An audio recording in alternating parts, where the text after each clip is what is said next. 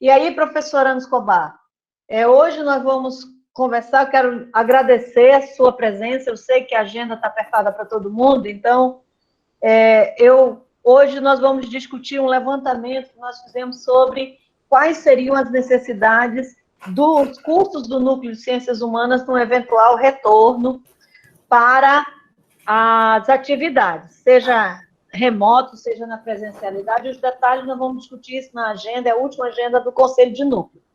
Porém, a direção recebeu vários questionamentos quanto a essa discussão. Inclusive, há uma informação, professor, eu queria que a senhora falasse sobre isso, de que qual é a possibilidade da pandemia acabar? E a que me pareceu mais séria foi de que a gente não precisa ficar muito afobado, porque já tem uma vacina para novembro. Então, até dezembro está todo mundo vacinado. Então, a gente recuperaria o ano de 2020 juntando os calendários. O que a direção tem repassado é o que a gente participa nas reuniões de ET-Covid. Mas eu achei que o nosso repasse era insuficiente, por isso eu quero, de coração, agradecer a sua presença, porque eu sei o que está acontecendo aí de demanda para os pesquisadores da Uni. Então, eu queria que a senhora falasse do GT, né, como é que vocês estão trabalhando, e essas duas questões estamos à sua disposição, está sendo gravado e é informe, tá, professora? Muito obrigada. Eu que agradeço o convite. O GT nem sei, grupo de trabalho de acompanhamento da Covid aqui na Unir. Ele foi constituído por alguns especialistas da área, em especial o pessoal da infectologia, epidemiologia, da biologia experimental, que é o pessoal que vem trabalhando de uma forma mais, digamos, aprofundada sobre as questões relativas tanto à epidemiologia quanto ao atendimento do ponto de vista médico, biomédico deste negócio. A gente tem atendido as demandas da reitoria, principalmente em relação a chamadas para reuniões e para alguns pontos específicos. Um deles, inclusive, foi um material que circulou há uns dias atrás acerca da uma proposta de organização da universidade para um possível retorno presencial, certo? Essa é uma das frentes. A outra frente são as diferentes coisas que a gente tem participado por aí. Eu acho que vocês têm acompanhado, a gente tem divulgado no site da universidade as projeções semanais que eu e o Tomás, que a gente tem feito acerca do desenvolvimento da pandemia aqui no estado, e também alguns informes especiais diante de algumas situações que a gente também considera relevantes, como é o caso, por exemplo, da abertura total das coisas aqui em Rondônia nesses últimos tempos, e que tem trazido, assim, muita apreensão para a gente que conhece um pouco desse negócio. Na esfera nacional, eu fui convocar, não foi nem um convite, porque essas coisas não são convites, você é designado e você não tem muito como dizer, para compor um grupo de trabalho através da Abrasco, que é a Associação Brasileira de Pós-Graduação em Saúde Coletiva, junto com pesquisadores da Fiocruz, de assessoria ao Supremo Tribunal Federal na decisão do ministro Barroso em relação a uma liminar que ele deferiu, mandando o Ministério da Saúde elaborar e implementar um plano de atenção à Covid para os povos indígenas do Brasil. Então, esse negócio tem tomado todo o nosso tempo e é um inferno, porque eu não tinha ainda tido contato muito direto com o pessoal desta gestão governamental, e eles são, obviamente, como é que eu vou dizer, sem comentários, ok? Então, isso tem, de fato, tem trazido, assim, uma demanda muito grande de trabalho. Ontem, por exemplo, a reunião com a Secretaria de Saúde Indígena e os especialistas da Abrasco ontem terminou, aqui, no meu horário local, aqui, 10 horas da noite, quer dizer, insuportável esse negócio. Eu acho que eu realmente pedi minha aposentadoria no tempo errado, eu devia estar em atividade que pelo menos o auxílio, como é aquele negócio, auxílio pijama, eu estaria recebendo, porque nem isso mais eu recebo. Bem, mas em relação a essas questões, a gente tem várias linhas de investigação em relação à vacina no mundo hoje, algumas delas nas quais o Brasil está envolvido, principalmente como espaço de testagem dessas vacinas, principalmente para essas vacinas que entraram no nível 3 de avaliação, que acho que é o último nível de pesquisa em relação a isso. Por exemplo, na vacina que o Butantan está coordenando a testagem em massa aqui no Brasil, em massa não, para os profissionais de saúde aqui no Brasil, eles esperam ter os resultados desta fase da vacina, junto, claro, porque eles precisam ir juntar com os resultados dos outros países, não é uma coisa que resolveu para o Brasil, não, esse negócio não é bem assim. Então, como é que essa mesma vacina se comporta em outros lugares do mundo? Em lugares onde tem populações, características demográficas distintas, características socioeconômicas e ambientais distintas, etc., tem uma série de variáveis que entram nesse negócio para fazer as análises. Eles acham que, provavelmente, lá para início do primeiro trimestre, eles já estejam com os resultados desta vacina, que está em teste, em condição de dizer aprova, não aprova, e aí encaminha para as agências reguladoras internacionais para a regulação dessa vacina. E aí entra uma outra fase, que é como que isso vai ser disponibilizado para o Brasil, por exemplo. Como é que o Brasil vai comprar estas doses e quantas doses vão estar disponíveis, até porque o governo americano tem reservado praticamente toda a produção de praticamente todas as vacinas, primeiro para eles e só depois o que sobrar é que eles mesmos vão vender para nós, não vai ser nem os laboratórios que estão hoje produzindo que vão vender, quem vai vender vai ser provavelmente o próprio governo americano. Tem algumas, a vacina chinesa, que também a gente está envolvido nela, então tem a vacina inglesa, a vacina chinesa e mais umas aí. A que a gente sabe, tem notícia pela imprensa que está mais avançada, é a vacina russa, e que a gente não tem nenhuma informação sobre ela. A gente não sabe quais foram os níveis de segurança, quais foram os resultados de nível de segurança, etc., dessa outra vacina. Eles estão dizendo que também estão iniciando a fase 3 de testagem, isso é, eles também vão entrar na testagem populacional da vacina, e muito provavelmente eles também eles dizem que deverão ter resultados mais para o final do ano. Dia desse eu participei de uma conversa com o pessoal do Centro Acadêmico da Medicina, no embate dessa história de ensino remoto, no ensino não remoto, não sei o quê, que o Centro Acadêmico, junto com o DCE, o Centro Acadêmico da Medicina, outros centros acadêmicos e o DCE, encaminharam por ensino remoto só para disciplinas que sejam optativas, que não sejam da matriz obrigatória dos cursos, e extracurriculares. Aí eu disse, bem, então é esperar 2 anos aí sem aula, porque eu, pessoalmente, acho que nós não teremos vacina disponível com cobertura vacinal adequada, principalmente para adulto jovem, que é a nossa clientela, antes de 1 ano e meio, 2 anos. Por que eu estou dizendo isso? Basta a gente olhar os critérios de vacinação que são adotados hoje, por exemplo, a vacina da gripe. Como é que esse negócio funciona? Primeiro os velhos, então, primeiro profissional de saúde, certo? Primeiro profissional de saúde. Segundo, os idosos. Terceiro, pessoas que fazem parte dos grupos de risco, que são portadores de doenças que os compõem como grupos de risco, hipertensão, diabetes, asma, etc. Quarto, população indígena. Quinto, criança. Sexto, professores e escolares. Por último, adulto jovem. Então, eu acho que seguindo, se é que for ser seguido esse negócio, até porque a gente não tem rede suficiente para dar conta de vacinar todo mundo ao mesmo tempo.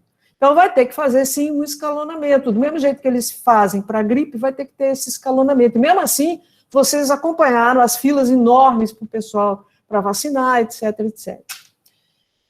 Ontem saiu uma matéria muito interessante também, que aí eu acho que é também tão promissor, que é de um novo medicamento que está tendo resultados muito positivos na utilização da Covid na Índia, que está já em fase bem avançada. Eles já estão, inclusive, utilizando esse medicamento para o tratamento de casos moderados e casos leves e moderados na Índia, e que foge desse escopo aí, dessa coisa aí, desse negócio aí, desses kits que são distribuídos pelos governos e que serve para tratar sarna, piolho, carrapato, esse negócio verminose e tal, sem entrar em muitos detalhes, e que todo mundo está entrando nesse jogo aí, que, na verdade, na minha opinião, expressa o desespero, inclusive dos organismos que deveriam regular esta questão, diante de uma situação que a gente não tem o que fazer, e procuram encontrar alternativas para ver se a gente consegue resolver esse negócio. Quando é que vai acabar a pandemia? Quisera eu ter essa bola de cristal. Acho que a gente só vai poder dizer assim, acabou a pandemia, quando a gente tiver, primeiro, vacina, segundo, remédio. Enquanto a gente não tiver um medicamento adequado e vacina, nós não vamos acabar a pandemia. Nós vamos continuar em picos, em patamares muito... Eu parei de falar em pico, porque a gente falava que a gente teve um pico da doença que depois estabilizou, aí ficou todo mundo dizendo que a pandemia aqui em Rondônia tinha resolvido, e abriram todo o comércio, e está essa esculhambação aí que vocês todos acompanham. Hoje, inclusive, saiu uma matéria do jornalista Robson, muito interessante, onde ele faz um comentário que eu acho que é absolutamente pertinente, que é, assim, o choro das pessoas que perderam pessoas das famílias e o contraponto com essa bandalheira que está aí, que você basta andar na rua para a gente ver, não tem absolutamente nenhuma restrição ao contato, a isolamento, nada disso, pelo contrário, está todo mundo atuando como se nada estivesse acontecendo. E pelas informações que a gente tem, o pior ainda não é o dia, o pior são as noites. Porque aí a quantidade de gente que está nos bares, nas festas, nas casas noturnas, inclusive de fora, mesmo as casas noturnas estando proibidas, mesmo assim, está todo mundo funcionando na boa, como se nada estivesse acontecendo. Pelo contrário, como se tudo fosse normal. E é tão normal que, por exemplo, agora, eu vi hoje, né, saiu lá a evolução do município de Paraná da fase 2 para a fase 3, mesmo considerando que eles têm 100% dos leitos de UTI ocupados. Então, é um negócio que a gente fica pensando que critério é esse, ou que critérios são esses que são utilizados pelos nossos governantes para tomar essas decisões em relação a fecha, não fecha, abre, não abre. A única ou as únicas medidas cientificamente comprovadas que têm sentido do ponto de vista de reduzir a velocidade da ocorrência da pandemia é o isolamento social e as medidas de higiene. Não há outra coisa comprovada do ponto de vista científico para controlar ou conter a velocidade da epidemia. Essa história do povo dizer que foi mais ou menos o que a Inglaterra tentou fazer, né, seguindo aquilo que a Suécia tinha feito. Deixa tudo aberto, deixa acontecer, porque com isso muita gente vai ficar imune e, portanto, rapidamente vai se atingir a tal da imunidade de rebanho. Aí, a pergunta que todos nós que somos da área, a gente faz primeiro, o que é isso de imunidade de rebanho? É quando você tem um número elevado de pessoas que têm imunidade e que esta quantidade grande de pessoas com imunidade é capaz de, ao interpor um cara imune com um cara que é suscetível à doença, o vírus não consegue ultrapassar a barreira desse cara que é imune e atingir esse outro que é suscetível. É mais ou menos isso. E esse termo ele vem da veterinária, isto é, quando você tem grandes rebanhos, por exemplo, não precisa vacinar 100% das vacas e dos boi contra a aftosa. Se você atingir um patamar de mais de 90% de vacinação, considera-se todo o rebanho imunizado, porque você tem a imunidade do rebanho como um todo. As 10% de boi e vaca que estão lá sem vacina, eles não têm competência para o desenvolvimento da doença, porque os outros são capazes de proteger essas pessoas da ocorrência ou da circulação do vírus. Qual é o nosso problema em relação à Covid? A gente não sabe qual é a capacidade do vírus de desenvolver imunidade, uma imunidade permanente e uma imunidade que seja capaz de conter novas infecções. A gente não sabe. Há algumas hipóteses que dizem que talvez quem desenvolve imunidade dosada pelo tal do IgG, essas pessoas teriam mais potencialidade de não contrair a doença 3 meses após o desenvolvimento da doença. Isso é, até 3 meses essa pessoa ficaria imune. Depois disso, essa imunidade ela desaparece. A gente, na verdade, a gente não sabe. O que aconteceu na Inglaterra? Os caras foram por esse caminho. O que acontece? Como você precisa ter um número muito grande de casos, quem são as pessoas que mais adoecem? São os idosos. O que aconteceu? Um monte de gente morreu. Até hoje, eu acho que é o país com a maior taxa de letalidade é a Inglaterra. Isso é, o número de óbitos em relação ao número de casos. Foi a Inglaterra. Na Suécia, os caras também ficaram numa situação muito difícil, porque eles também foram forçados, mesmo tendo uma quantidade muito grande de casos, eles também foram forçados a fechar as atividades econômicas. E os epidemiologistas de lá, que orientaram o governo nessa linha, fizeram uma meia-culpa dizendo que se eles tivessem orientado no sentido do fechamento, que estava todo mundo fazendo isso na Europa e na Ásia dessa mesma maneira, muito provavelmente o retorno às atividades econômicas tivesse sido mais precoce. O que a gente está observando é que sociedades como os Estados Unidos, como o Brasil, que não são absolutamente solidárias, que não são absolutamente, não tem nada de bem-estar social envolvido nesse negócio, e cada um está interessado no seu umbigo, nas suas coisas individuais, nesses lugares a gente está tendo o pior desempenho do ponto de vista da pandemia. Basta olhar os dados, não precisa ninguém vir dizer isso para vocês, todo mundo acompanha e sabe o que está acontecendo. Não sei se esclareci.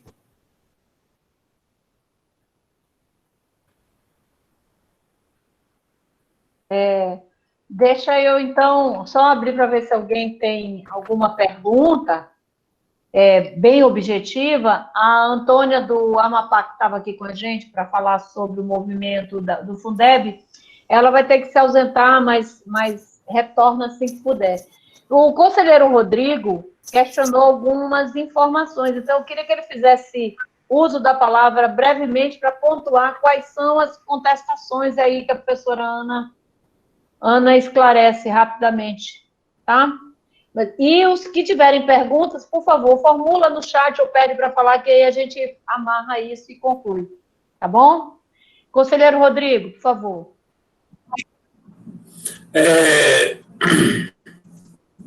Professora, na verdade não foram questionamentos, foram só pontos mesmo. A professora Ana conhece a minha irmã, elas trabalham juntas, a Elza e a Gabriela.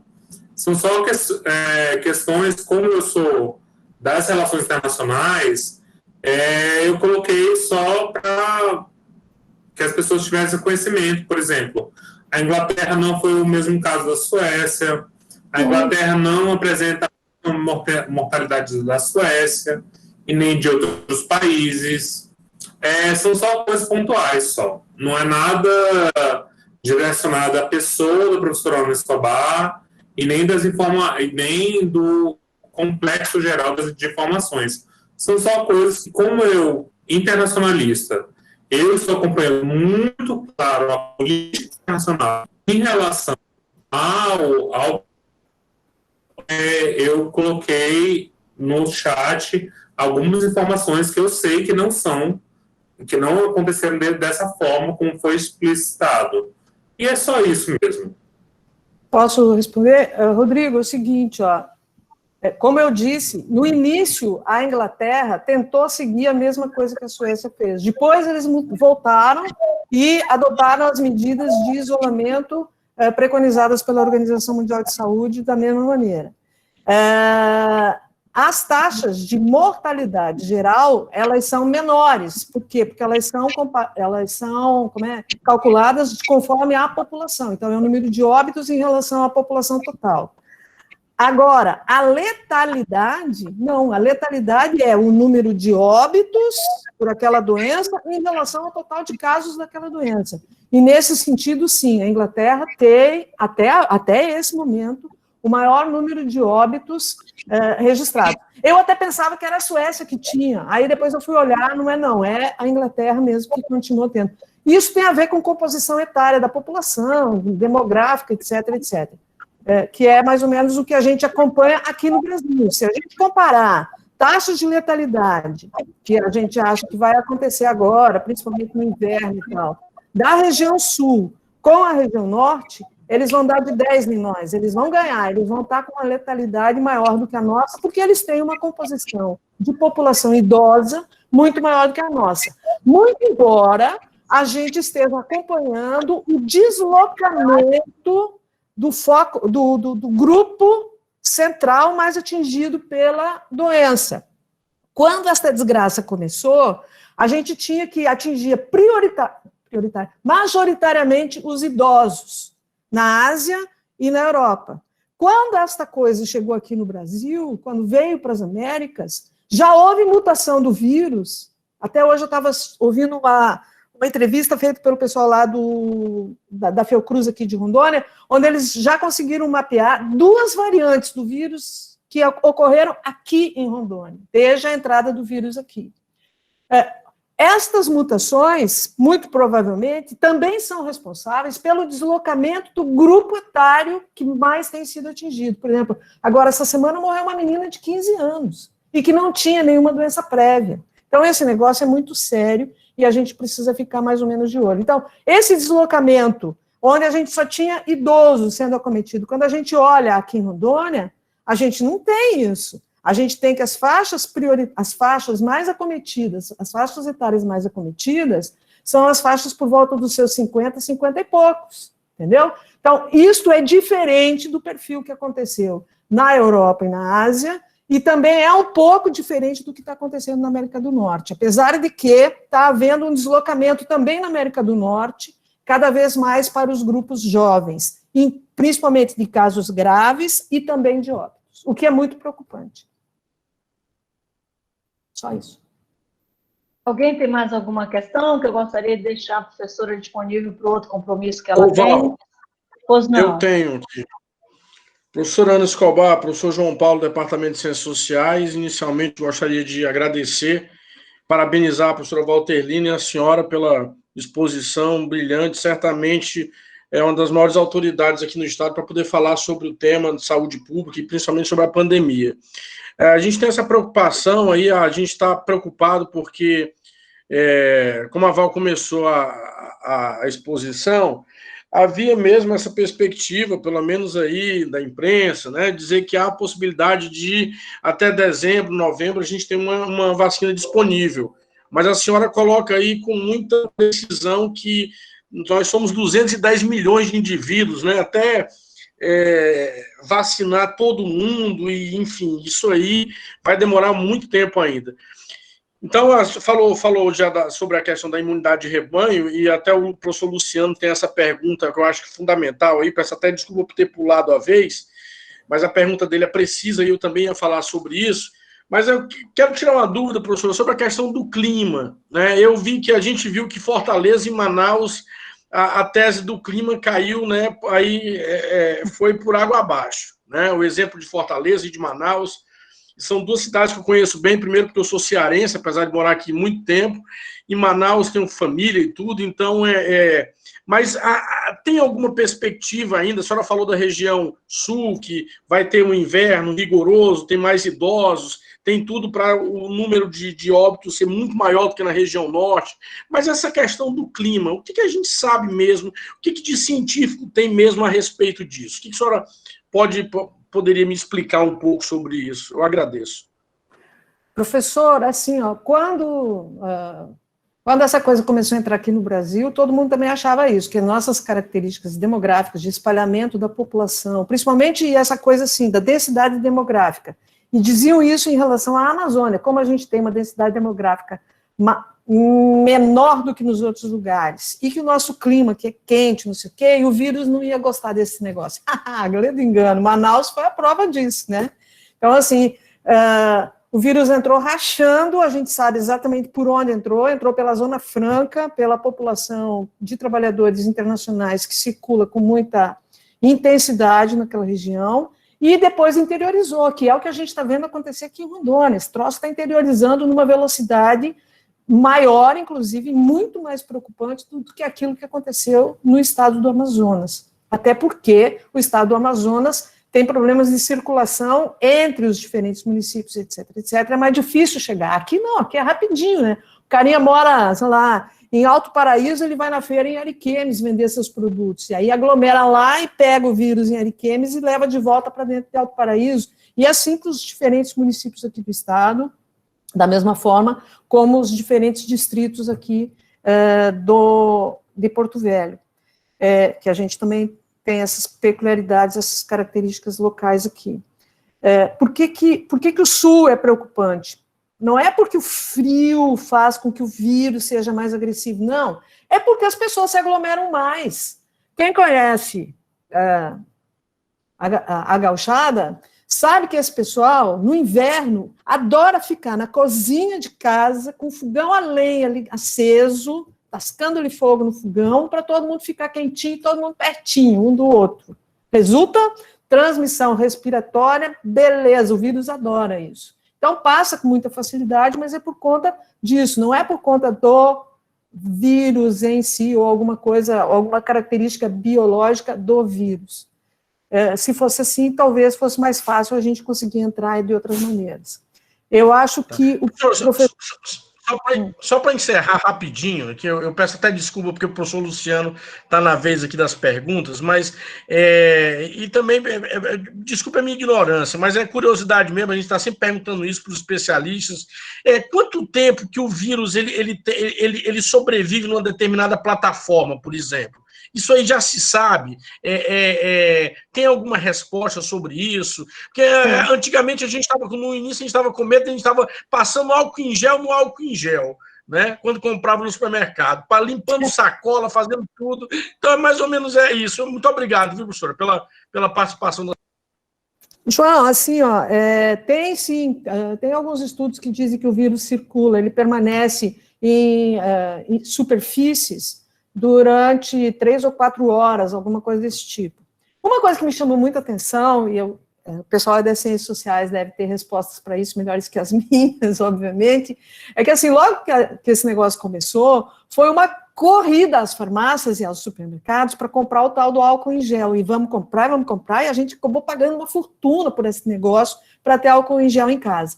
Agora, ou no momento que a epidemia foi lá para cima, o número de... E a gente não tinha caso nenhum aqui ainda. E estava todo mundo com estoque de álcool em gel em casa. Eu mesma fui para a farmácia comprar esse negócio. Aí, assim, ó, quando a epidemia começou e a gente estava com o número de casos lá em cima, né, na ordem, sei lá, dos seus 15, 20 mil, começou a relaxar esse negócio. Tanto que agora a gente vai no supermercado por aí fora, tem lá prateleiras cheias de álcool em gel para vender e ninguém está nem um pouco preocupado mais com esse negócio.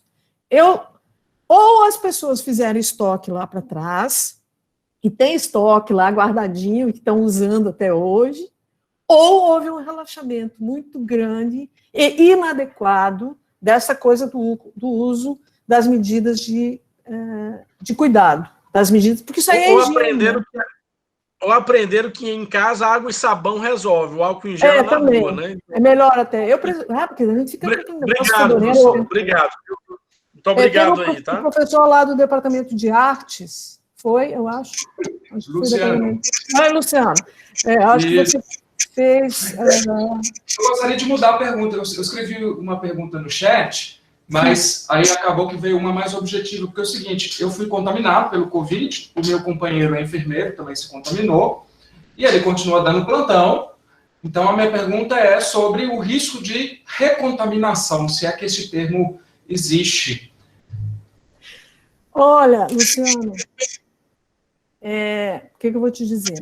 A gente tem um relato de um médico no interior, no Mato Grosso do Sul, que teria sido recontaminado, tá? Mas ninguém tem certeza se realmente aquilo era uma recontaminação ou se ele permaneceu com o vírus e o vírus depois se exacerbou outra vez, que também é possível. Da mesma maneira como a gente vê em outras doenças, é possível que isso também aconteça. Eu espero que não, sabe? Porque eu também peguei essa desgraça e eu espero profundamente que tenha ficado lá para trás e que eu não seja recontaminada, pelo menos nesse período de 3 meses, que é o período que todo mundo está havendo mais ou menos um consenso, que essa imunidade, ela perdura por volta de 3 meses nas pessoas. Portanto, o fato da gente ter tido a doença não significa que a gente esteja isento de risco de vir a pegar novamente a doença. Tem algumas orientações, por exemplo, que estão saindo por aí, principalmente na área de atenção à saúde indígena, que é uma população muito vulnerável por conta das condições socioambientais em que essas populações vivem, que é, tipo assim, priorizar para a entrada em área aqueles profissionais que já tiveram o vírus, certo? Testa, ver se o cara tem vírus ativo, não tem vírus ativo, já teve o vírus, então entra. Esse profissional talvez fosse o que, com mais segurança, poderia entrar dentro das áreas. Mas a gente também não tem muita certeza disso. Na verdade, essa é uma doença nova, ninguém conhece muito a fundo as coisas relacionadas a ela. Professora Juliana, Tuninho, quer dizer, a professora Juliana fez aquela pergunta, professora Ana Escobar, que queria que a senhora incluísse, na hora que for responder o Tuninho, sobre pega pelo ar, o ar-condicionado, etc. Uhum. Mas aí, Tuninho, está contigo. Tá. Oi, Ana, boa tarde. É sempre bom poder ouvir alguém com competência na área para falar. Pergunta rápida e objetiva. Sem vacina e sem remédio, é falta de juízo pensar em qualquer retorno de atividade presencial na universidade, mesmo que seja reduzida, e considerando condição de transporte? Se eu fosse gestora, eu diria sim, é falta de juízo. Por quê? Porque eu acho que a gente sabe das nossas condições de infraestrutura institucional. A recomendação que está todo mundo tendo é, tipo assim, janela aberta, sem ar-condicionado ligado, e pouca gente dentro das salas. Como é que a gente vai fazer isso aqui? É a minha pergunta. Juliana, não é que o vírus pegue pelo ar-condicionado, não é isso. É que quando você liga o ar-condicionado, você fecha a sala. E, portanto, o ar fica circulando dentro da sala. Como ele é um vírus respiratório, de transmissão respiratória, isso é, a fala, a tosse, o espirro, bota a mão aqui, bota a mão ali, isso favorece a transmissão. Então, não é que o vírus vai ficar no ar-condicionado, não, é que as condições de fecha a sala, deixa tudo fechadinho ali e coloca todo mundo ali dentro, mesmo que ao invés de 40, você bote 20 alunos, certo? Vamos considerar uma outra coisa, uma boa parte dos nossos docentes tem, assim, a minha cara, né? São da minha idade, né? São pouca coisa mais novo que eu. Então, é tudo grupo de risco. Boa parte dessa galera tem hipertensão, tem diabetes, tem outros problemas de saúde. Então, compõe o grupo de risco. Então, isso também é uma coisa que a gente precisa ter muito cuidado. Que mais? Tipo assim, é impossível? Não, não é impossível. Agora, o governo federal, o Ministério da Educação, nas condições que a gente conhece, que rola este negócio, vão fornecer as condições de infraestrutura adequadas para a gente trabalhar do ponto de vista do isolamento. Eu, pessoalmente, ou do afastamento das pessoas, eu tenho cá minhas dúvidas. Eu, pessoalmente, acho que é impossível trabalhar na Unir sem ar-condicionado. É impossível. Eu já trabalhei. Quando eu entrei na Unir, quando a gente tinha ventilador, a gente agradecia, né, aos céus. A gente fazia vaquinha com os alunos, fazia coleta com os alunos e comprava ventilador, para botar os ventiladores dentro da sala. E era assim que a gente trabalhava. Mas hoje não dá mais. Não é, é outra gente, é outra população, é outra mentalidade, etc. E a gente não dá para... Pensa, nesse calor aí, ó, hoje deve estar beirando aí, a sensação térmica beirando os 40. Como é que nós vamos trabalhar com 40 graus dentro da sala de aula? Com as salas, inclusive nos prédios novos que foram construídos, com janelas bem pequenininhas e cuja maioria delas nem abre. Então, precisaria de um investimento em infraestrutura para adequação desse negócio, para aquela nota técnica que o próprio MEC emitiu, acho que se foi o MEC, foi um grupo de pesquisadores, que o MEC mandou essa nota técnica de adequação arquitetônica dos campos. Caramba, nós vamos demorar 10 anos para conseguir atingir aquilo. Então, o que a gente precisa visar... mais do que o investimento do Reúne todinho. A gente fez uma projeção, dava o Reúne triplicado. Então, o que a gente precisa ter é esse negócio, tipo assim, precisamos de remédio, remédio efetivo, remédio que seja cientificamente comprovado e que as evidências científicas apontem, porque, de fato, esse remédio funciona. Eu adorei ontem ler essa coisa da Índia, tomara que seja verdade, e vacina. Agora, eu acho também que tem um risco aí, que é uma coisa que a gente também tem que ficar atento. Eu tenho muito medo que, em função dessa pressão, principalmente dos setores econômicos, que dizem, esse negócio aí, principalmente essa coisa dos setores econômicos, façam uma pressão muito forte do ponto de vista de liberação de vacina, sem segurança, e sem a segurança necessária para que essas vacinas realmente, primeiro, que elas tenham efetividade, isto é, que em condições operacionais reais de aplicação dessas vacinas em campo, elas de fato produzam imunidade, primeiro, e segundo, que elas não produzam efeitos colaterais danosos.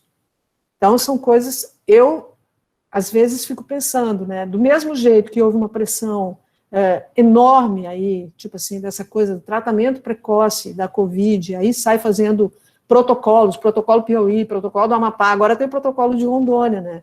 Então, os protocolos todos da doença, para tratamento da doença, que na verdade são o quê? A utilização de medicamentos que se mostraram relativamente eficazes para ação contra o vírus em condições de laboratório in vitro, e pega esse negócio e transpõe isso para as pessoas.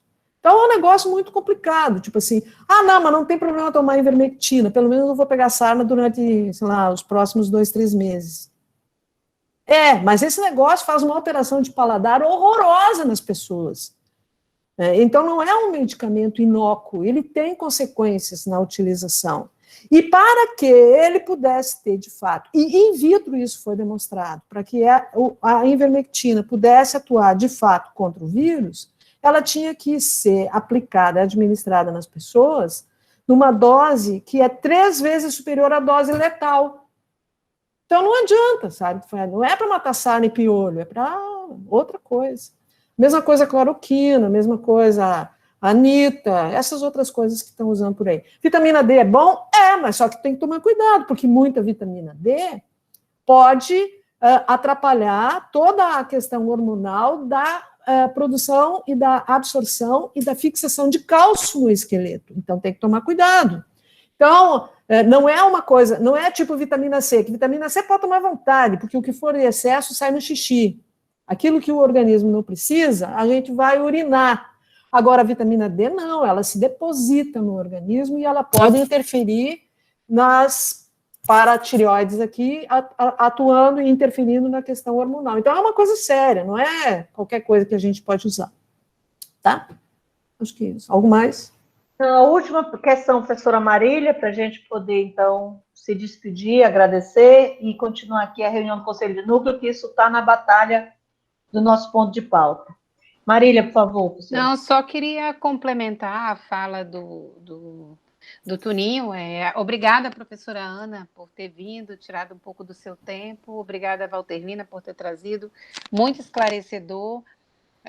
Eu só quero dizer assim, diante disso, né, dessa constatação de que não é tão rápido assim uma vacina e nós não temos as condições necessárias para uma volta presencial, nós já sabemos disso, né, mas você aí ratificando isso como uma especialista na área, também ficarmos sem atividades remotas é um prejuízo para os nossos alunos, porque me parece que o que se coloca hoje que se coloca como empecilho quem não tem acesso à internet, mas o número de pessoas que não têm acesso é mais fácil resolver por um tempo do que quem tem e que precisa formar, que precisa ir para o mercado de trabalho, que a vida precisa continuar.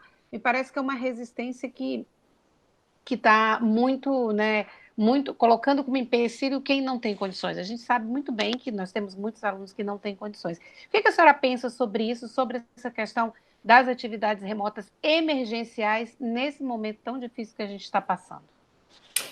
Olha só, Marília, eu acho que é perfeitamente possível que boa parte das nossas atividades, sejam elas de docência em disciplinas, como as de docência em outras áreas, principalmente em extensão e em pesquisa, que elas possam ser desenvolvidas de forma remota. Eu acho que sim. Claro, tem algumas situações que é inviável, não tem como. Eu não tenho como desenvolver uma prática de laboratório à distância. Eu não tenho como fazer isso por computador, eu não tenho como desenvolver esse tipo de coisa. Acho também que a gente pode caminhar numa perspectiva de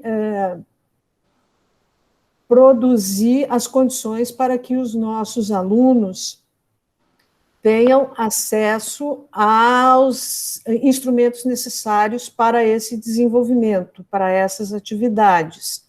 Seja, sei lá, encontrando uma forma de complementar, através dos auxílios aí, o cara poder contratar uma internet de melhor qualidade, seja através da aquisição de equipamentos e instrumentos que ele possa, sei lá, não doar, mas que ele receba isso, que depois ele devolva, ele passe para outra pessoa, etc., com tablet, computador, sei lá o quê. Essas coisas aí, eu acho que é perfeitamente possível a gente trabalhar nisso.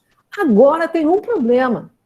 A velharada que nem eu, assim, e não só, como é que esse pessoal que nunca usou essas plataformas de mídia, como é que esse pessoal vai trabalhar na perspectiva de produção de conhecimento, inclusive para a organização de aulas, etc., nesse novo formato?